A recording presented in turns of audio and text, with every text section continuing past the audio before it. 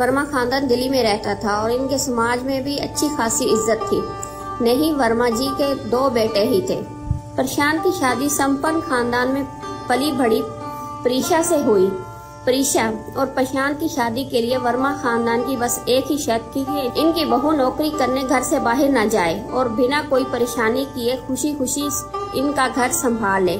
आज वर्मा खानदान छोटे बेटे निशांत के लिए जानवी को देखने इसके घर आया हुआ था। हिसाब अल्लाह का दिया हुआ हमारे घर में सब कुछ है। हमें जहेज में आपसे कुछ नहीं चाहिए।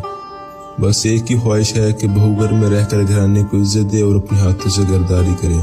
माफ कीजिएगा भाई साहब, लेकिन ये नौकरी के लिए पर्स उठाकर सुबह सुबह घर से बाहर जाने वाली औरतें हमें पसंद नहीं आती। आपकी जानवी हमें अपने निशानत के लिए बहुत पसंद है, लेकिन हम शादी के लिए तभी हाँ करेंगे जब ये भी हमारी बड़ी बहू प्रीशा की तरह घरदारी में अमल लगाने का वादा करेगी। इतने बड़े खानदान का रिश्ता जानवी ठुकराना नहीं चाहती थी। इसने भी सोचा कि भाई इतना बड़ा खानदान है, पैसे वाले लोग हैं, नौकरी की जरूरत भी क्या है। ठीक है, रानी बनकर राज करूंगी।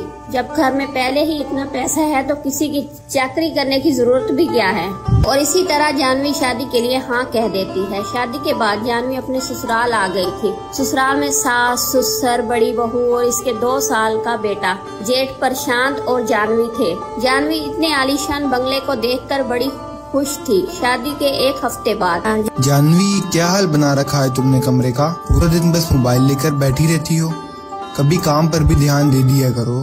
ये कैसी बातें कर रहे हो तुम मुझसे? अभी मेरी शादी को 1 ही हफ्ता तो हुआ है और तुम क्या चाहते हो कि मैं यहाँ पर घुस घुस कर पोछा लगाऊं? हाँ, तो अब 1 हफ्ता हो गया है ना। महारानी पालकी से उतरो और थोड़ा काम पर ध्यान दो। कमरे की हालत देख रही हो, पैर रखने का दिल नहीं कर रहा। ऐसा करो, आज कमरे की अच्छी से सफाई कर दो, झाड़ू पोछा डस्टिंग करके एकदम चकाचक कर दो। अरे 1 हफ्ता हो गया है, कमरे में पोछे तक नहीं लगाया। मैं कब से सोच रहा हूँ कि अब तुम्हें गंदगी दिखाई देगी और तुम कमरे की सफाई करोगी, लेकिन तुम महारानी तो जैसे आंखें बंद करके बैठी हो। मोबाइल के अलावा तुम्हें कुछ सूझता ही नहीं है। और हाँ, ये जो पूरे कमरे में जगह जगह तुम्हारे कपड़े, चूड़ी और मेकअप का सामान फैला हुआ है ना, ये सब मुझे शाम तक साफ दिखना चाहिए। जानवी को तड़ी सी झाड़ लगाकर निशांत अपने ऑफिस के लिए निकल गया। बात तो सही है, 1 हफ्ते से ही मेरे घर की सफाई करने कोई आया ही नहीं। आया बड़ा मुझसे पोछा झाड़ू लगवाने वाला। अब जाकर भाभी से पूछती हूँ कि काम वाली कितने बजे आती है। जानवी प्रीशा के पास जाती है। भाभी, मेरा रूम बहुत गंदा हो गया है, काम वाली कितने बजे आती है? आई तो मेरे पास भेज देना, अच्छे से खबर लूंगी इसकी। 1 हफ्ते से मेरे कमरे की सफाई करने आई ही नहीं। तुम मजाक कर रही हो ना जानवी? अच्छा मजाक है। नहीं भाभी, मैं क्यों मजाक करने लगी, मैं तो सीरियस हूँ। अगर सच में तुम अभी तक नहीं समझी तो एक बहुत बड़ा झटका खाने के लिए तैयार हो जाओ। इस घर में भाई, काम वाली, नौकरानी जैसा कोई इंसान नहीं है। शादी के वक्त पापा जी ने पूछा तो था कि खुशी खुशी घर संभाल पाओगी या नहीं, तब तो तुमने हाँ कह दिया था। सब तुम ही हो यहाँ की काम वाली। हाँ, तो इतना बड़ा बंगला साफ कौन करता है? अभी तक मैं और मम्मी जी करते थे, अब से हम तीनों मिलकर करेंगे। ये तो बहुत नाइंसाफी है। आजकल तो मिडिल क्लास घरों में भी बाई काम करती है और ये इतने हाई क्लास होकर भी नौकर नहीं रख सकते। अरे जानवी, तुम तो इतने से ही घबरा गई। घरदारी का मतलब खाना, साफ सफाई, कपड़े, बच्चे, सब का काम तुम्हें ही खुद ही करना है। भाभी, आपकी शादी को इतने साल हो गए हैं, आपने कभी नौकरानी रखने के लिए नहीं कहा। रखने की बात कर रही हो ना, मैं तो नौकरानी पकड़ कर भी ले आई थी, लेकिन इन तीनों बाप बेटों ने इसको 4 दिन भी नहीं टिकने दिया। सिर्फ एक बार नहीं, बेचारी मम्मी जी कई बार नौकर रख चुकी है, लेकिन हमारे घर में कोई बाई टिकती ही नहीं। और अगर मेड के हर काम में कमी निकाल कर इसे बातें सुनाओगे तो वो रहेगी क्या? वो मेड थी, वर्मा खानदान की बहू नहीं जो इसकी बात सुनकर भी टिकी रहे। जानवी की बात सुनकर प्रीशा जोर जोर से हंसने लगती है। प्रीशा की बात सुनकर जानवी का तो सर ही चकरा गया था। इसने क्या क्या ख्वाब देखे थे और ये इसके साथ क्या हो गया था। तभी इसे निशांत की बात याद आ गई और वो अपने कमरे की साफ सफाई में लग गई। 1 हफ्ते में कमरा और इसका अटैच वॉशरूम बिल्कुल कचरे का डब्बा बन गया था। बेचारी घंटों दिमाग खपाकर अपने रॉयल बेडरूम की सफाई करती है। ये सास अचानक आती है। बेटा जानवी, देखो निशांत, प्रशांत और तुम्हारे ससुर जी को बस एक ही बात से सबसे ज्यादा चिढ़ है और वो है गंदगी। इसलिए बेटा ध्यान रखना कि घर में और स्पेशली तुम्हारे कमरे में सब कुछ साफ सुथरा रहे, नहीं तो इन तीनों का पारा आसमान छूने लगता है। और बेटा घर में सुकून रहे ये औरत के हाथ में ही होता है ना। मम्मी जी ने पूरा कमरा साफ कर दिया है, अब तो निशांत खुश हो जाएंगे ना। जैसे तुम सफाई का कह रही हो ना, वो डेफिनेशन नहीं है सफाई के इस घर में। बेड की चादर पर एक सिलवट नहीं होनी चाहिए, टेबल का कांच और खिड़कियां ऐसे चमकनी चाहिए जैसे इन्हें कभी छुआ ही ना हो। बाकी तुम खुद समझदार हो। सास की बात सुनकर जानवी का दिल किया कि वो अपने सर दीवार में दे मारे। अब ये कैसे संगी लोगों के घर में मेरी शादी हो गई। या अल्लाह, मेरी तो सारी उम्र टेबल और कुर्सियां चमकाने में ही निकल जाएगी। इस बंगले में रानी बनने आई थी, मैं तो नौकरानी बनकर रह गई। मम्मी जी, बेचारी जानवी शोहर के साथ अपनी जिंदगी सुख से गुजारने के लिए जेठानी और सास के साथ मिलकर पूरा दिन घर चमकाने में लगी रहती। धीरे धीरे वक्त गुजरने लगा और जानवी ने अपनी प्रेगनेंसी की खुशखबरी सबको सुना दी। पूरे 9 महीने तो जानवी ने किस तरह गुजार दिए, लेकिन बेटी के जन्म के बाद तो घर में इतना काम हो गया कि कभी खत्म ही नहीं होता था। जेठानी का भी 3 साल का बेटा था, जिसकी वजह से वो पहले ही घर के काम के लिए इतना वक्त नहीं दे पाती थी। उधर जानवी के लिए बच्ची का काम के साथ साथ घर का काम संभालना बहुत मुश्किल हो रहा था। जानवी बहू ये क्या है, देखो तो साहब सोफा कैसे गंदा हो गया। घर में 3-3 औरतों के होने पर भी गंदगी फैली हुई है। आज तो कपड़े भी प्रेस नहीं थे, मैंने खुद अपने कपड़े प्रेस करके पहने। पता नहीं क्या करती हो घर में दिन भर। प्रशांत बेटा, दोनों बहू बच्चों के चक्कर में परेशान रहती हैं और मैं अकेली कितना घर संभाल पाऊंगी। एक आध काम ऊपर नीचे हो भी जाए तो क्या होगा। तुम ज्यादा बहू की तरफदारी मत किया करो, क्या पूरा दिन बहू बच्चों को ही संभालती रहेगी। एक मेड लगा लेते हैं ना, हम तीनों कितना काम संभाले। थक गई हूँ मैं तो काम करते करते। एक तो दिन भर घर और बच्चों में फंसो, ऊपर से बातें भी सुनो। पैसों की भी ऐसी कोई कमी नहीं है कि काम वाली रखी न जा सके। बहुओं को ऐसे परेशान देखकर सास एक दिन काम वाली को बुला लेती है। अगले ही दिन से एक हट्टी कट्टी नौकरानी घर के काम करने के लिए आने लगती है। काम वाली हर काम बड़ा मन लगाकर करती है। झाड़ू, पोछा, बर्तन और खाना करने के बाद रूपा एक कोने में बैठकर चाय पी रही थी, तभी सुसर वहाँ आ जाता है। देखो जैसी ये सास बहू है, काम वाली भी बिल्कुल वैसी ढूंढ कर लाई है। टेबल पर तो देखो कैसे पोछे के निशान दिखाई दे रहे हैं। ऐसी सफाई होती है क्या। सुसर इतना बोल ही रहे थे तभी निशान के चलाने की आवाज सुनाई देती है। रूपा ये क्या कर दिया, ऐसे काम करोगी तुम। मेरी सफेद शर्ट को मशीन में डालकर धोने के लिए किसने कहा तुमसे। ड्राई क्लीन की शर्ट थी वो, अब इस शर्ट के पैसे तुम्हारी तनख्वाह से काट लूंगा, तो कैसा रहेगा। माफ कर दो साहब, मुझे पता नहीं था, आगे से ऐसा नहीं होगा। आसमान से रूपा वापस से डस्टिंग का कपड़ा लेकर टेबल को रगड़ कर साफ करने लगती है। ये बाथरूम के फर्श पर किसी ने डिटर्जेंट डालकर छोड़ दिया है। सच सच बताओ, ये तुम्हारा काम है ना। साहब मेरे को लगा थोड़ी देर डिटर्जेंट डालकर छोड़ दूंगी तो अच्छे से साफ हो जाएगा।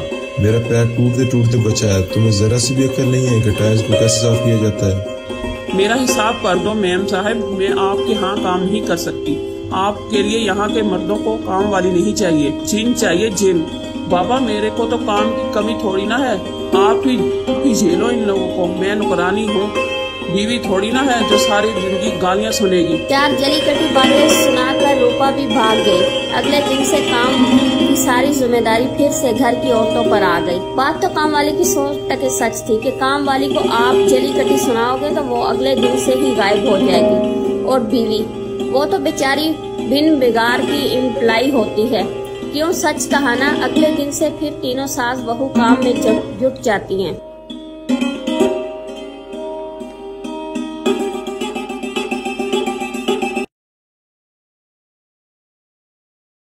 सरिता सड़क पर टिकटकी लगाए दरवाजे पर खड़ी अपने बेटे कर्ण के आने का इंतजार कर रही थी। अरे इतनी देर हो गई, अब तो इसे आ जाना चाहिए था। फिर थोड़ी ही देर में हाथ में बैग लिए कर्ण गेट खोलकर अंदर आ जाता है और उसके साथ एक अंग्रेज लड़की भी थी। मेरा लाल आ गया। अरे मेरा बेटा ये अंग्रेजनी कौन है। अरे माँ, ये तुम्हारी बहू एमिली है, मैंने इससे शादी कर ली है। एमिली जल्दी से सरिता के पैर छूती है। दूर हट क्यों रे बेटा करण, तुझे शादी करने के लिए बस यही अंग्रेजनी मिली थी क्या। तूने तो मेरी सारी खुशी दुख में बदल दी। उसके बाद सरिता बड़बड़ाते हुए अंदर चली जाती है। दूसरी तरफ कर्ण के वालिद इसे खूब डांट लगाते हैं। देखो एमिली, मैंने तुमसे शादी तो कर ली, लेकिन मेरे वालिदैन को खुश रखना अब तुम्हारी जिम्मेदारी है। तुम फिक्र मत करो करण, मैं इन दोनों को शिकायत का मौका नहीं दूंगी। और फिर इस दिन से एमिली अपने सास ससुर की अच्छी तरह से सेवा करने लगती है, लेकिन वो दोनों तो इसे जरा भी पसंद नहीं करते। एक दिन सरिता की 2 सहेलियां से मिलने आती हैं। इमली इन दोनों के लिए चाय नाश्ता लेकर आती है। अरे वाह, मैंने बिल्कुल सही सुना था, ये तो पूरी की पूरी अंग्रेजन है। ये सरिता बहुत हवा में उड़ती थी ना, कहती थी मैं तो बड़ी इबादत गुजार हूँ, लेकिन अब ये अंग्रेजनी सरिता की नाक कटवा कर रहेगी। ये अंग्रेज लोग तो बात मच्छी खाते हैं और इसकी शक्ल देखकर तो लगता है कि ये शराब और सिगरेट भी पीती होगी। अरे धीरे बोलना, वरना अंग्रेजन हमारी बातें सुनकर नाराज हो जाएगी। तू तो एक नंबर की बेवकूफ है। भला अंग्रेजन हमारी जुबान कैसे समझेगी? अगर मैं इसे मुंह पर गाली भी दूंगी ना तो भी ये कुछ नहीं समझने वाली। अभी मैं तुझे दिखाती हूँ। अरे नालायक, तुझे चाय बनानी नहीं आती? तूने चाय में शक्कर बिल्कुल नहीं डाली, तेरी अकल घास चरने गई है क्या? आंटी जी, मैंने चाय तो बहुत अच्छी बनाई है, फिर भी आप इस तरह बुराई क्यों कर रही हो? एमिली का जवाब सुनते ही दोनों औरतों का मुंह खुला का खुला रह जाता है। अरे ये क्या हुआ? तुम तो हमारी जुबान बोल रही हो। मैंने यहाँ आने से पहले उर्दू और यहाँ के रिवाज के बारे में पूरा 1 महीना ट्रेनिंग ली है। आप लोगों ने मेरी जितनी बुराई की है मैंने सब सुनी है, इसलिए आप दोनों मेरी बात कान खोलकर सुन लीजिए। चाहे कुछ भी हो जाए, मैं ऐसा कोई काम नहीं करूँगी जिससे मेरे ससुराल वालों की बेइज्जती हो। एमिली का ये जवाब सुनकर दोनों औरतें सर झुकाकर चुपचाप वहाँ से चली जाती हैं। अरे मेरी दोनों सहेलियां अचानक क्यों चली गईं? एमिली अपनी सास को सारी बात बता देती है। अरे रहने दे, ज्यादा सफाई देने की जरूरत नहीं है। तूने ही उल्टी सीधी बात है बोलकर इन्हें गुस्सा दिला दिया होगा। अब तो मेरी सहेलियों से मेरा रिश्ता तड़वाना चाहती है क्या? देख, आज के बाद तू मेरी किसी सहेली से बात नहीं करेगी, समझ गई ना? चल जा अपने कमरे में। इस तरह सरिता एमिली के किए गए अच्छे कामों को भी बुराई के खाते में जोड़ हमेशा से खरी खोटी सुना देती है। फिर एक दिन पड़ोस में रहने वाली अनीता की बहू निकिता एमिली से मिलने आती है। कैसी हो इमली भाभी? आज तो आपके घर कोई नहीं है, यही अच्छा मौका है। ये देखिए, मैं शराब की बोतल और सिगरेट लेकर आई हूँ। मुझे पता है आप अमेरिका के लोग बहुत शराब और सिगरेट पीते हो ना। इस बिल्डिंग में मेरी साथी कोई नहीं थी, अच्छा हुआ आप आ गई। चलिए आज भी भरकर शराब पियेंगे। मेरे घर शराब लाने की तेरी हिम्मत कैसे हुई? तूने क्या सोचा अमेरिका में रहने वाले लोग बिगड़े हुए होते हैं? मैं शराब और सिगरेट को हाथ तक नहीं लगाती। ठहर जा, अभी तेरी सास से तेरी शिकायत करती हूँ। उसके बाद एमिली गुस्सा होकर निकिता की सास अनीता को सारी बात बता देती है। वहाँ मौजूद सभी औरतें एमिली की तारीफ करते हैं, निकिता को बुरा भला कहने लगती हैं। हे भगवान, मैं तो तुझे बहुत अच्छी समझ रही थी, लेकिन तू तो बेवड़ी निकली।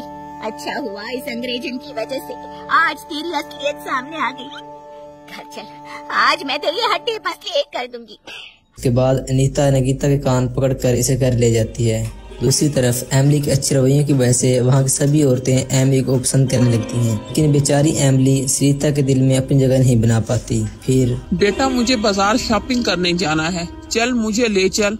हाँ, मुझे जरूरी मीटिंग के लिए जाना है, मैं तुम्हें नहीं ले जा सकता, तुम एमिली के साथ चली जाओ ना। अरे बेटा, इस अंग्रेजन को मैं अपने साथ नहीं ले जाने वाली। इसके कपड़े देखकर मेरा दिमाग खराब हो जाता है। इसे तो साड़ी भी पहनने नहीं आती। रुकिए मम्मी जी, मैं अभी आती हूँ। इतने कहकर एमिली अपने कमरे में चली जाती है और थोड़ी देर के बाद एक सुंदर सी साड़ी पहन कर आती है। वाह, तुमने तो बहुत जल्दी साड़ी पहन ली।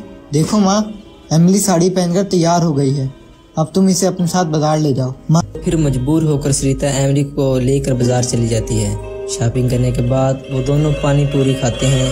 पानी पूरी खाकर एमिली बहुत खुश होती है और पानी पूरी की तारीफ करते हुए पानी पूरी वाले से ढेर सारी बातें करने लगती है। ये देखकर सरिता का चेहरा गुस्से से लाल हो जाता है। अरे ओ पानी पूरी वाले, अपनी पटर पटर बंद कर, वरना मैं तुझे और तेरे ठेले को उठाकर सड़क पर फेंक दूंगी। तू क्या इसके साथ बड़बड़ किए जा रही है? तुझे भी यहाँ पानी पूरी की दुकान खोलनी है क्या? चल घर चल। इसके बाद सीता वहाँ से चली जाती है। दूसरी तरफ बेचारी एमिली किस तरह घर पहुँचती है। हाय, इस अंग्रेजन की वजह से मेरी कितनी बेइज्जती हो रही है। इसे तो साड़ी पहनकर चलना भी नहीं आता। मम्मी जी, मुझे उठाइए। अरे पड़ी रहो गोबर में, तू इसी लायक है। आज वक्कर जी ने हमें खाने पर बुलाया है, लेकिन मेरी समझ में नहीं आ रहा कि हम इस अंग्रेजन को साथ लेकर जाएं या ना जाएं। अरे इसमें इतना सोचने वाली क्या बात है? ये अंग्रेजन हमारे साथ कहीं नहीं जाने वाली। इसके चलते ही अपनी और अपनी बेइज्जती नहीं करवा सकती। इसके बाद कर्ण के अम्मी अब्बू घर पर छोड़कर बाहर चले जाते हैं। इस बात से एमिली को बहुत दुख होता है और वो फूट फूट कर रोने लगती है। फिर कुछ घंटों के बाद कर्ण के वालिदैन घर लौट आते हैं। हाँ अब्बू जी, आप दोनों एमिली के साथ अच्छा बर्ताव नहीं कर रहे हैं। तो अपनी बीवी की तरफदारी कर हमसे झगड़ा करने आया है। नहीं माँ, मेरा ऐसा कोई इरादा नहीं है, बस मैं आपको सच्चाई का आईना दिखाना चाहता हूँ। मुझे एक बात बताइए, क्या एमिली ने इस घर में कभी मांस मटन खाया? नहीं ना। वो तो रोज आप दोनों को आपका पसंदीदा खाना बनाकर खिलाती है, साथ ही हर शाम आप दोनों के पैर भी दबाती है। अमेरिका में पली बड़ी होने के बावजूद एमिली यहाँ के सारे तौर तरीकों पर अमल करती है ताकि वो आप दोनों को खुश रख सके, लेकिन बदले में आप दोनों इसे डांटने के अलावा और क्या देते हैं? वो बेचारी सारी जिंदगी इसी घर में रहने वाली है, जरा इसके बारे में तो कुछ सोचिए। कहकर कर्ण वहाँ से चला जाता है क्योंकि कही गई बातें इसके माँ बाप के दिमाग पर गहरा असर डालती हैं। हमारा बेटा सही कहता है, वो बेचारी लड़की दिन रात हमें खुश करने में लगी रहती है और हम दोनों से सीधी मुँह बात नहीं करते। ये सारी बातें सोचकर मुझे बहुत बुरा लग रहा है। ठीक कहते हैं, यहाँ आसपास रहने वाली सभी सास बहू हमेशा आपस में लड़ती रहती हैं, लेकिन एक मेरी बहू है, इसने मुझसे कभी ऊंची आवाज में बात भी नहीं की। नहीं, बस बहुत हो गया। अब आज के बाद मैं एमिली को कभी परेशान नहीं करूंगी, बल्कि इसे एक बेटी की तरह प्यार करूंगी। दूसरी तरफ दरवाजे के पास खड़े कर्ण और एमिली सारी बातें सुन रहे थे। अपने सास ससुर में आए बदलाव को देखकर एमिली बहुत खुश होती है और उस दिन के बाद कर्ण के वालिदैन एमिली के साथ अच्छा बर्ताव करने लगते हैं। इस तरह एमिली को इस घर में बहू का दर्जा मिल जाता है और खुशी जीवन जीने लगते हैं।